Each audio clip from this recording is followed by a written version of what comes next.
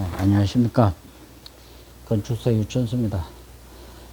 지난번에 제가, 보대의 법칙, 그 소행성을 발견하는 얘기, 이런 걸 하면서, 우주여행 얘기, 확실한 우주여행 얘기를 하겠다고 말씀을 드렸었는데, 예정을 앞당겨서 내친 김에 우주 얘기를 좀 할까 합니다. 뒤에 보이는 것은 저희 회사 이름입니다. 저희 회사 이름이 이공건축사, 전에 말씀드렸죠. 수성서자를 씁니다. 이공건축사 사무소인데, 1986년에 제가 모시고 있던 김수근 선생님 그 회사 이름이 공간연구소, 너무 또 유명한 거 다들 아시죠? 이 공간연구소에서 10여 명의 우리 팀을 데리고 이제 선생님이 돌아가시고 난 한 5개월 후에 다시 독립해서 나올 때 회사 이름을 제가 이공이라고 지었습니다. 뭐 당연히 공간의 이미지를 갖대 공간은 공간인데 다른 공간이다. 그래서 이공이라고 지었는데 뜻밖에도 중국 사람들이 좋아하더라고 한자를. 이색적이다는 말은 있어도 그 물건이 예쁜 거 독특한 것은 이색인데 공간이 독특한 것은 이공이라는 말을 못 지었다면서 저보고 아주 이름을 잘 지었다고 그래요. 그래서 저도 이게 이 창조적이고 보통 빼어난 공간에 대한 어떤 수식어도 되겠다 하는 생각에 좋아했습니다. 그런데 이걸 영어로 이름을 지을 때도 같은 개념으로 different space가 아니고 보다 나은이라는 개념이 있는 beyond라는 단어를 썼습니다. 그래서 beyond space. 이렇게 짓고 보니까 먼 우주 공간이라는 거하고 똑같은 의미가 됐습니다. 그래서 오늘 그런 의미에서 먼 우주 공간에 대한 얘기를 좀 할까 합니다. 방금 말씀드린 김수근 선생님 55살에 55살에 돌아가셨는데 그분 잠실 경기장을 배경으로 한 이게 유명한 사실입니다. 이걸 제가 붓으로 그린 선생님의 초상입니다. 네. 제가 이 이공 얘기를 하기 위해서 제가 고등학교 졸업하고 만 2년 동안 있던 1964년 그리고 65년 있던 제 고향 뒷산 문수산에 있는 축서사 모습입니다. 이 당시에는 이렇게 아주 보잘것없는 아주 암자밖에 아니었습니다. 그러나 부석서보다 1년 먼저 의상대사께서 창건하신 아주 오래된 전통의 절인데 이렇게 퇴락한 암자로 있다가 한 30여 년 전에 이 무여 스님이라고 그 훌륭한 스님 오셔가지고 이렇게 지금은 지금 사실상 부석사보다도 더 규모가 큰 고찰로 이렇게 바뀌었습니다. 아주 대찰로 바뀌었습니다.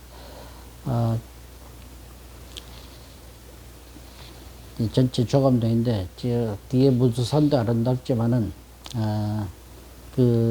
저 멀리 소백산을 바라보이는 풍경은 전국의 어느 서철보다도 전망이 아름다운 것입니다. 또 바로 무주산 바로 이 절간 뒤편에는 백두대간 수목원이 있습니다. 한국에서 제일 큰 수목원이 백두산 호랑이도 한 마리 있다고 그래요. 그러니까 한번 놀러 들어오시기 바랍니다. 네.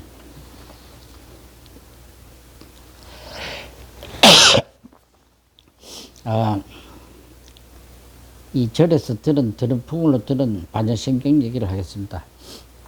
여러분 아시다시피 팔만대장경을 축소하고 또 축소해서 가장 A4 용지 한 장에다가 그 의미를 함축해서 쓴다면은 바로 반야심경이 된다고 합니다. 그렇게 압축한 경전을 속에 똑같은 말이 4번이나 반복합니다. 얼마나 중요하면 그렇게 했겠습니까? 다들 아시는 얘기죠. 색불이공, 색은 공과 다르지 않다. 다시 얘기해서 공은 색과 다르지 않다. 똑같은 말로 색이 즉 공이다. 공 즉 시색, 공이 즉 색이다. 공이라는 것은 정신, 눈에 보이지 않는 것. 이런 것은 눈에 보이는 색, 물질과 다르지 않다. 이거는 더 많은 해석이 가능합니다. 그러나 이것과 굉장히 유사한 이거 석가모니가 깨달은 눈에 보이는 것과 눈에 보이지 않는 것의 그 동일성에 대한 이 얘기는 거꾸로 제가 좀 엉뚱한 해석인지 모르겠습니다만은 아인슈타인의 시간과 공간이 서로 시공간이라는 단어로 합쳐질 수 있는 개념. 그러니까 우주상에서 일반적으로 보면은 시간은 시간이고 공간은 공간이죠. 공간은 눈에 보이는 어떤 눈의 시각적인 장소라면 시간은 안 보이고 또 맨날 시간이 흘러가는 것처럼 보이는데 일정하게 누구에게는 일정하게 흘러가는 것처럼 보이는데 사실은 누구에게나 시간은 일정하게 가는 것이 아니고 이 움직이는 사람의 속도에 따라서 시간은 변화한다는 상대성 이론이지 않습니까? 그건 우주에서만 일어나는 게 아니고 실제로 우리 지구상에서도 이 거북이가 걸어가는 거와 제트기를 타고 가는 사람은 그 시간의 이 변화가 다릅니다. 빨리 갈수록 시간은 느리게 가게 있습니다. 이거는 우주에서만 얘기가 아니고 이 원자 시계 같은 걸로 아인슈타인의 이론을 그거는 이제 실험한 게 아니니까 이론으로만 그렇게 발표를 한 것을 훗날 그걸 측정을 했습니다. 정밀한 원자식을 측정을 하니까 그게 진실이라는 게 밝혀졌습니다. 즉 시간과 공간은 시공간이라는 통합된 개념을 이해해야 되는 이 우주적 진리는 바로 색불이공과 무관하지 않으리라 이런 생각을 저는 합니다. 바로 이 반야심경 불경을 얘기한 바로 석가모니, 이 석가모니와 더불어 다음 이 아인슈타인, 이 두 분은 인류가 낳은 가장 뛰어난 천재. 한 사람은 철학적인 사색을 통하고 한 사람은 이 과학적인 사색을 통해 가지고 우주의 진리를 깨달은 두 사람이 대표적이지 않을까 이런 생각을 저는 확실히 믿고 있습니다. 이 아인슈타인 대긴 얘기는 조금 더 재밌는 얘기 하나 있습니다. 1979년이 아인슈타인 탄생 100주년이 되는 해인데 그게 타임지인가 제 기억으로 어떤 카툰 만화가 한 컷짜리 만화가 실렸는데 그 만화를 제가 그 기억으로 더듬어서 지금 이렇게 제가 그린 건데 이런 겁니다. 예를 들어서 앞으로 한 1000년쯤 후에 고도로 발달한 다른 행성의 우주인이 지구로 오니까 지구는 이미 인류는 다 어디로 떠났는지 없고 황량해진 거기에 이 깃발을 하나 세웁니다. 이 이정표를. 그러니까 거기다가 뭐라고 쓰냐. The Earth, 지구. 아인슈타인이 이 행성에서 살았다. 지구의 수억 년의 세월, 또 인류가 생기고도 한 300만 년 이상의 세월, 거기에 숱한 역사, 인물, 영웅, 그리고 지구에 얼마나 많은 사연이 있었겠습니까? 공룡이든 뭐든 다. 그걸 전부를 포함해서 우주인 입장에서는 단 한마디로 쓴다면은 이 행성에는 아인슈타인이 살았다. 그것으로 대표된다고 하니까, 아인슈타인이 얼마나 위대하다는 것을 갖다가 이 탄생 100주년 기념에 아주 절묘한 만화로 표시했는, 그걸 제가 참 감동 깊게 봤던 기억이 납니다. 좀 더 다른 얘기로 지난번에 잠깐 언급했던 여기 갈릴레오입니다. 갈릴레오가 교황에 가서 자기 주장을 이제 얘기를 합니다. 지구가 돈다고 지동설을. 그럴 때는 교황청에서 기독교 교리에 맞지 않다고 핍박을 하죠. 그리고 같은 연금도 하고, 그리고 또 입을 다물게 합니다. 그래서 많은 핍박을 당했어요. 근데 무려 350년이지, 갈릴레오가 죽고 무려 350년이 지난 다음에 1990년대, 그러니까 20세기 말에 교황청에서 죽은 갈릴레오한테 사죄를 했다고 합니다. 우리가 진리를 핍박했다, 미안하다, 이런 사죄를 했다고요. 근데 사실은, 견해입니다만은, 본래 종교는 과학적일 필요가 없을 수 있죠. 과학은 아니지 않습니까? 오히려 신앙이라고 하는 것은 문자 그대로 믿음을 우러러 따르는 것, 그것이 신앙이죠. 그러니까 믿음이 최우선입니다. 논리적인, 과학적인 어떤 증거보다가는. 그런 의미에서 아까 보여드린 석가모니께서는 이런 그 기독교적인 생각하고는 어떤 믿음에 대한 그 말하자면은 이 교실할까 이거보다는 오히려 반대로 왜 의문을 던지는 거죠. 왜 믿으라가 아니고 왜. 그러니까 뭐 생로병사도 의문을 갖고 탐구하고 사색해서 얻어진 어떤 이 우주적 말하자면 이제 이 철학을 완성한 거에 석가다. 그러니까 그런 점에서 오히려 그 믿음을 주장하는, 제가 좀 믿음이 약해서 그런지 몰라도 어떤 종교적인 믿음을 강조하는 종교라기보다는 오히려 그냥 아인슈타인 같은 우주를 꿰뚫어 보려고 하는 그런 그런 화두를 갖고 그걸 가르치는 말하자면 사고방식이다. 그런 방편이다. 뭐 저는 이 불교에 대한 그런 생각을 혹 할 수 있다고 생각을 합니다. 예, 다음에 이제 뉴턴을 잠깐 언급을 안 할 수 없는 게 갈릴레오를 얘기하면서 아인슈타인으로 바로 넘어가기는 좀 못해서 뉴턴을 얘기하는데, 뉴턴은 이 운동 법칙 이런 걸 위대한 발견도 결국은 그 선각자들의 먼저 만든 어떤 그 데이터를 받다 케플러나 갈릴레오나 이런 그 탐험 혹은 기록을 바탕으로 해서 새로운 어떤 이 운동 법칙을 더 만들고 했죠. 그러나 이번에 했는 더 위대한 말은 저는 이런 말이 있었습니다. 비로소 오션, 우주에 대한 진리를 이해하는 대양이라고 하면은 그 대양의 첫 발에 말하자면 물을 발을 담그었다.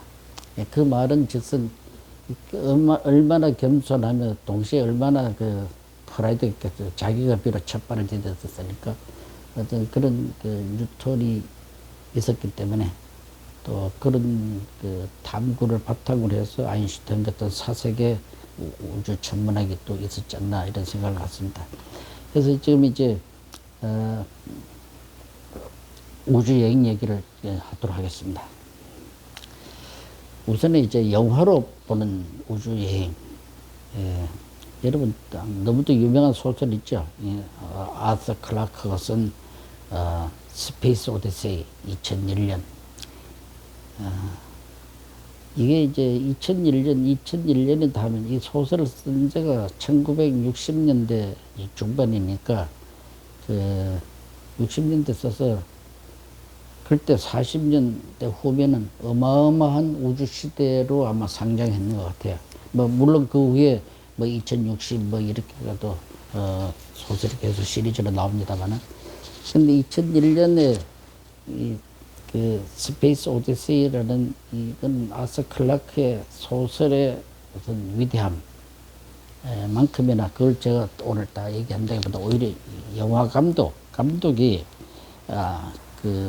스탠리 큐브릭 감독이 어떻게 이 영화를 디지털 시대가 아닌, 예를 들어 인류가 달에 도착한 게 69년이지 않습니까? 근데 영화가 68년에 나왔다면은 말하자면은 우주 여행에 대한 이렇게 초과학적인 생각을 그때 이 아날로그 시대에 상상하기도 어렵겠지만 이걸 영화로 만든다는 게 얼마나 어렵겠습니까? 그때 이 큐브릭 감독, 이 천재 감독은 영화 몇 편 만들지 않았죠, 양반은.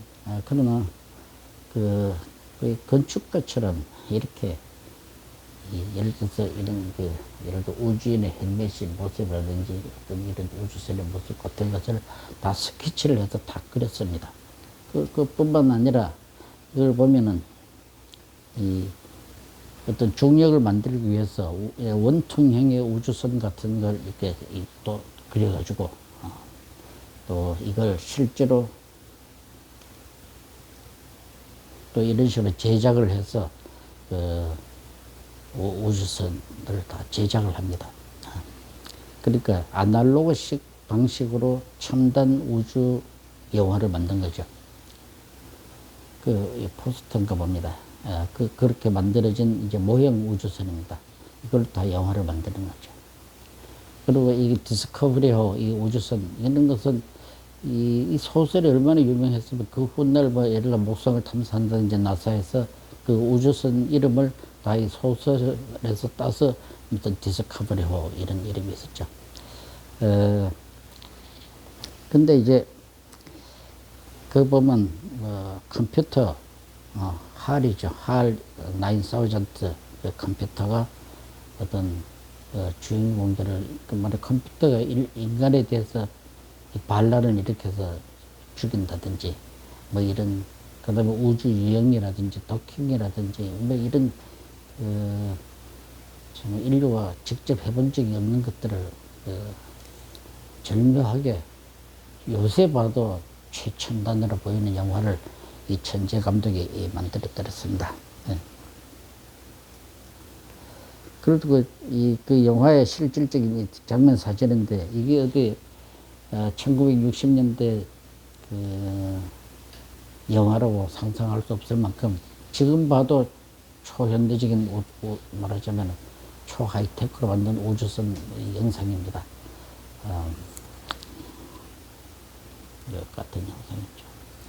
그 다음에 이제 그 최근에 만들어진 영화 인터스텔라 이거는 굉장히 과학적인 그래서 뭐 누가 썼던 말이 있었죠. 사실적인데 다시 보니 더 놀라운 인터스텔라의 과학.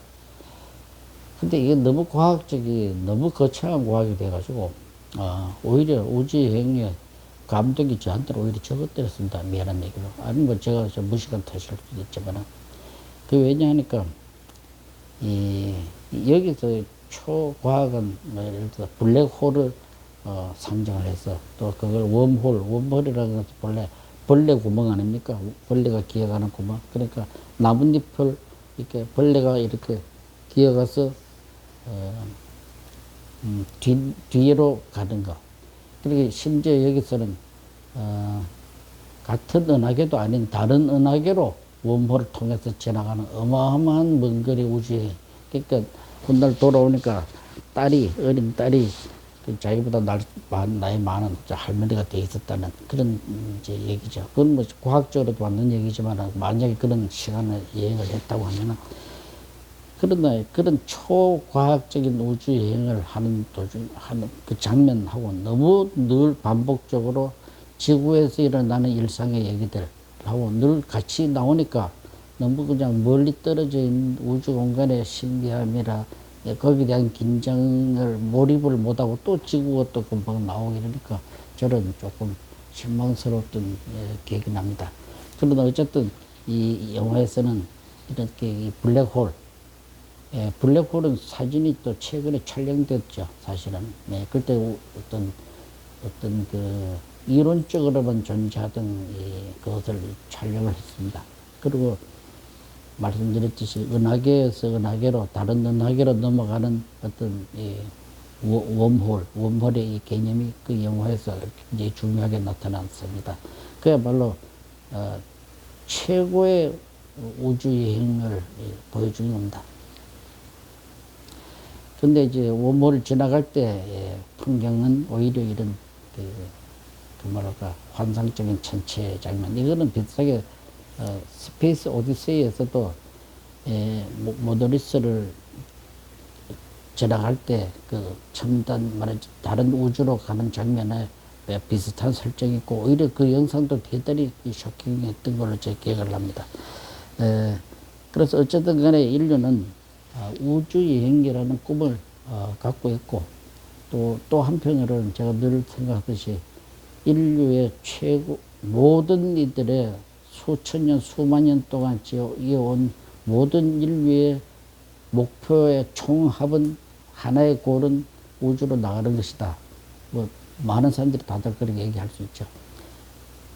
그런 의미에서 우주 여행은 늘 그냥 영원한 인류의 과제입니다.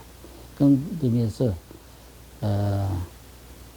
그보다 인터스텔라보다 조금 전에 그 2009년에 만든 그 유명한 영화 또 아바타 아시죠? 이 제임스 카메론 감독의 이 아바타가 왜 시각적으로는 굉장히 중요했냐 하면은 저한테, 여기는 우주 여행의 주제가 아니고 다른 행성을 개발하는 무슨 다른 종족과의 뭐 전쟁을 할까 이런 게 흥미였다면은 우주 여행을 할 때 한 50년간 예를 들어서 동면해서 가다가 자다가 그 행성에 도착해서 전부 이제 깨어나서 그 행성으로 내리기 위한 이 준비 작업을 하는 장면인데 이 장면이 너무도 저는 아주 멋있었습니다. 이 우주 여행을 하는 건요, 이 스토리도 좋았지만은 이런 영상은 그야말로 이 1960년대에 그 스페이스 오디세이 당시에는 상상할 수 없었던 이 장면이죠. 그리고 이제 우주선이 그 판도라 행성에 도착하는 장면입니다. 그러니까 그야말로 컴퓨터 그래픽으로 무엇이든지 할 수 있는 영상을 만들 수 있는 시대에 첨단 우주 비행의 모습입니다. 아주 실제인 것처럼. 그래서 판도라 그 행성에 도착했을 때 행성의 모습입니다. 딱 이걸 보면서 우리가 우주여행을 해도 결국 이 방법으로 이렇게 도착하겠구나. 그리고 지구하고 마치 비슷하게 생겼네요. 푸른 숲이 있고 바다가 있고 이런 거 봅니다. 저는 이런 생각을 합니다. 좀 엉뚱하게. 제가 친한 친구가 한 6년 전에 죽었어요. 근데 하루가 지나고 이틀이 지나고 한 달이 지나고 몇 년이 지나도 이 친구가 늘 보고 싶어요. 근데 이런 생각을 합니다. 죽은 친구가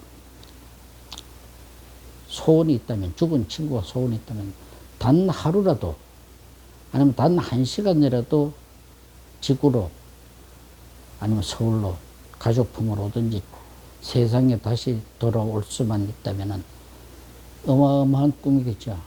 그러면은 정말 소원이 없겠다. 다시 이제 뭐 지옥으로 떨어지든 뭐 다시 그냥 천당으로 가든 정말 영원한 죽음으로 가도 좋다. 단 하루라도 그런 시간을 가졌으면 하는 생각이 가능하지 않겠습니까? 그렇다면은 야, 내가 대신 봐줄게. 내가 이 아름다운 지구, 이 좋은 세상, 이 경이로운 것을 내가 지금 대신 봐줄게. 뭐 이런 생각을 제가 한 적이 있습니다. 그거를 거꾸로 얘기하면은, 뭐 100년 전인지 뭐 50년 전인지 인류가 전파를 이제 우주 공간을 향해서 쏘아올린 지 세월이 뭐 100년 미만의 세월이 지났습니다. 그럼 전파라는 빛의 속도가 같으니까 그 도달했는 그 한 30광년쯤 되는 어마어마한 먼 거리죠. 30광년도 물론 지금 수억 광년도 있습니다만 일단 북극성까지가 한 50광년인가 예를 들어서 그러면은 거기에 당연히 있는 수많은 별들의 그 수많은 행성들이 있으면 그 안에는 당연히 어떤 이 발달된 그러니까 고도로 발달된 지능이 있는 그런 이제 그 행성이 있을 수 있죠. 근데 지구 전파를 받고 이 사람들이 저 은하계 저쪽에 태양이라고 하는 작은 별 옆에 지구라는 데서 신호가 왔구나. 그러면서 이 사람들이 마침내 지구를 방문합니다. 얼마나 그 호기심을 갖고 있어요. 똑같죠. 내가 저쪽으로 가고 싶으면 호기심을 갖고 첨단의 장비를 목숨을 걸고 뭐 웜홀을 통과해서 오던 이 지구를 왔어요. 그때 도착한 보이는 이 모습이 이게 지구의 실질적인 사실입니다. 제가 지금부터 보여드리려고 하는 진짜 우주여행인데 제가 그 별로 가는 것이 아니라 그 별에서 온 우주인의 모습으로 지구에 도착하는 겁니다. 지구에 도착하면은 가령 이렇게 이런 동물들도 만날 수가 있고 또 이런 뭐 풍력 발전소도 만날 수 있죠. 예를 들어서 좀 뭔가 이게 자기네들 별에서 있어서보다는 좀 후져 보이지 않는지 모르겠습니다. 그런데 도해지에 왔더니 마침내 겨울에 눈이 왔어요. 이거 우리는 일상적으로 보는 건 이거는 뭐 경이롭지 않죠. 그러나 그 우주인의 입장에서 와서 본다면은 아니면 우리 죽은 친구가 와서 잠시 와서 본다면은 얼마나 놀랍고 경이롭겠습니까? 그런 관점에서 저는 일생에서 보이는 모든 것은 그 우주인의 관점에서 바라보려고 하는 노력을 갖습니다. 그거는 정말로 하나도 놓치기 아까운 풍경들이 아닐 수 없다 하는 생각입니다. 그거야말로 진짜 우주 여행이다 이런 생각입니다. 네. 심지어 뭐 이런 작은 고양이를 하나 보더라도 좀 경이롭지 않겠는가. 그리고 이런 꿀벌들이 이렇게 움직이는 것도 놀랍고, 그리고 이 지구의 먼 아름다운 풍경을 이렇게 보니까 태양이 하나가 또 있어요. 그 우주인은 이렇게 생각할 수 있습니다. 아, 우리 별에는 쌍성, 태양이 두 개인데, 이 우주에는 오히려 이 하나 태양계보다는 쌍성 태양계가 더, 더 많다, 더 보편적이다 하는 얘기도 제가 들은 바 있습니다. 어쨌든, 이 찬란한 햇볕이 이렇게 좋은 풍경, 산, 구름, 운해, 이런 풍경을 그 우주인이 보고 자기 별과 상호 비교해서 보고 얼마나 감탄하겠습니까? 마치 우리가 가는 거와 똑같은 거 아닙니까? 우리가 가는 거와. 그래서 저는, 우리 모두는 이미 저 우주에서 와서 여기 지구에 정착해서 살고 있는 우주인이다. 그야말로 퍼펙트하게 우주 여행을 다 완수한 사람이다. 뭐 이런 생각을 가질 수 없겠습니까? 네. 근데 이제 지구에서는 그러면 그 우주인이 와서 보면은 갑작스럽게 뭐 사람들이 문명을 이루고 있었는 게 결국 아니잖아요. 지난번에 잠깐 얘기했듯이, 별이 한 100억 년 정도 지나서 초신성으로 떨어져서 죽어 폭발해서 사라질 때 수많은 원소들이 다 이제 흩어져서 물질들, 별의 중심에서만 탄생하는 수많은 물질들이 그게 지구 같은 이제 행성을 만들고, 그 행성 속에 마치 물이 있고 또 적당한 아주 운 좋게 태양과의 거리도 좋은 데 있던 행성에서는 생명체가 탄생해서 다시 수십억 년의 또 세월이 지나지 않습니까? 뭐 공룡만 해도 한 1억 년 살았다니까 지구에서는. 그러다가 이제 기껏해야 한 300만 년쯤 전에 직립하는 인간 비슷한 것이 생겨서 화석을 남긴 사진입니다. 이렇게 발자국, 직립했던 발자국의 흔적인데 이게 우리 조상의 모습입니다. 그러니까 갑자기 온 게 아니라 DNA 유전 인자를 계속해서 혹은 돌연변이로 그러면서 진화해 가면서 인류의 모습으로 지금 현재 여기까지 우리가 와 있는 겁니다. 그리고 직립 보행하는 단계의 어떤 골격의 인류의 그 원시적인 모습입니다. 그러니까 우리는 공간적으로는 저 별에서 여기까지 오는 이런 헤아릴 수 없는 수십억 혹은 억광년 혹은 몇십 광년의 먼 곳에서 이 지구로 와서 거기서 다시 또 몇십억 년의 어떤 세월을 거치면서 유전적으로 이어온 겁니다. 근데 인류는 어떤 방법으로 계속해서 옮겨왔느냐. 결국은 여성의 자궁이라고 하는 우주선을 통해서 계속 DNA를 싣고 씨앗을 싣고 거기서 탄생하는 생명체는 사실은 10달만 살았는 게 아니라 수억 년의 DNA를 다 몸에 지른 상태로 또 태어나서 개성해서 나온 거 아닙니까? 그래서 저는 뭐 건축 같은 거 좀 하찮은 거 아닙니까? 그냥 지나가는 풀란폭이 꽃 한 송이만큼 우리 창조할 수 없는 뭐 건축이라면 아주 그냥 뭐 바위 덩어리나 별 차이 없는 것일 수도 있다고 봅니다. 이런 우주적 관점에서는 지상 한 만 킬로만 가도 인류의 어떤 문화적인 문명적인 모습은 잘 안 보인다고 했잖아요. 거기에 하게 제가 설계했는 무슨 한겨레 휴게소다 월드컵 경기장인데 이게 눈에 띄겠습니까? 거의 무의미한, 우주적으로는 무의미한 것일 수도 있다고 생각합니다. 하나 또 한 가지, 이건 농담이 아니고, 우주인이 지구에 와서, 이 대한민국에 와서 간판을 보고 깜짝 놀라지 않을까. 기억니은 디귿 아주 건축적인 알파벳의 이 심플한 조형과, 그 다음에 특히 놀라운 것은, 그 여러 개로 뭐, 아, 야, 어, 와, 이, 뭐, 이렇게 수없이 만들 수 있는 이 모음들을 갖다가 천지인 딱 세 개의 부호를 갖고 그 조합으로 만든, 이 완전히 디지털의 최첨단 이 우주적 문자가 아닌가 해서, 자기 별에 있는 문자하고 너무 또 똑같다고 해서 깜짝 놀라지는 않을까, 뭐 이런 생각도 제가 해봤습니다. 여러분 누군지 아시죠? 스티븐 호킹입니다. 한 3년 전에 돌아가셨죠.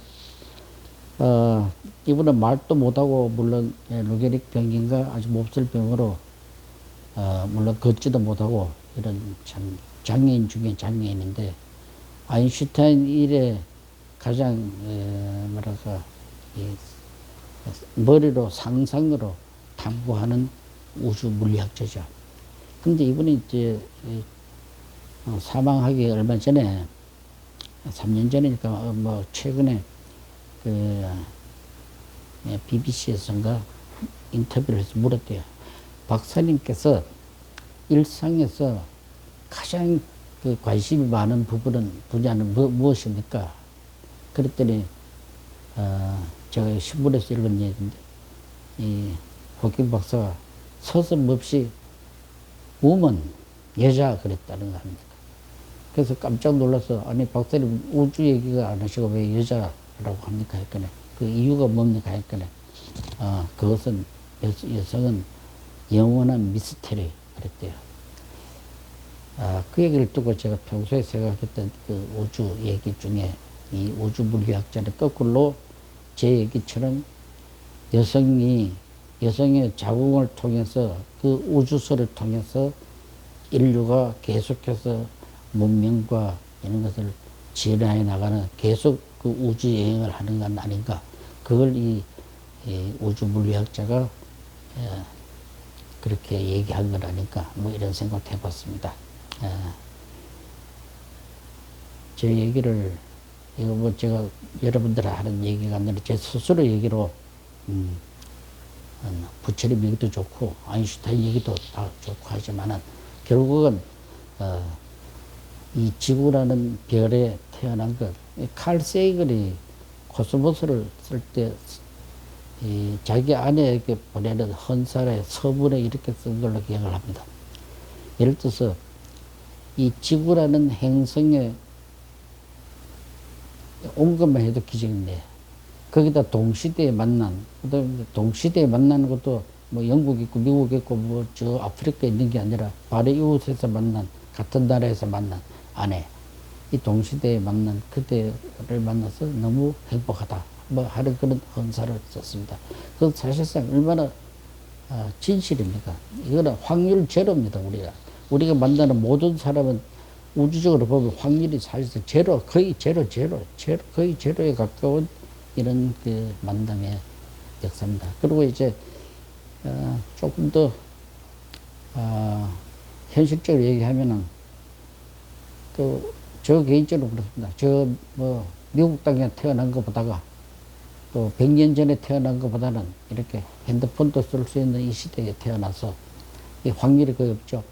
그리고 또 일본이나 중국 땅보다는 이 한국 땅에, 또 북한은 아니고 더더구나 대한민국에 태어나는 것이 얼마나 행운이고, 또 이 주변 우리 여러분들을 만나고 내가 또 이런 유튜브 방송이라고 할 수 있다고 하는 이 사실이 우주적으로 봐서 이게 얼마나 행복합니까? 나는 그래서 늘 고민이 생긴다거나 하면은, 우리 죽은 친구가 보고 싶어 하는 이 땅, 이 지구의 한 모습을 나는 매일 볼 수 있고, 또 나는 잠을 잔다는 것을 매일 죽는다고 생각을 하는데, 아침에 또 무사히 깨어나가지고 그 새로운 탄생입니다. 어제까지는 다 전생이고 새로 탄생해서 또 이 아름다운 세상을 바라보고 태양도 뜨고 바람도 불고 제 좋아하는 경상도 봉화에 있는 제 작은 별장에도 또 필요하면 자동차 몰고 갈 수도 있고 거기에 나뭇잎을 흔들거리고 이제 또 봄은 오고 또 저는 행복하게 생각하고자 합니다. 여러분들도 일상에서 주변의 모습은 지구로 날라온 우주인의 모습으로 보면서 그 경이로움을 보면서 행복하시기를 빕니다. 감사합니다.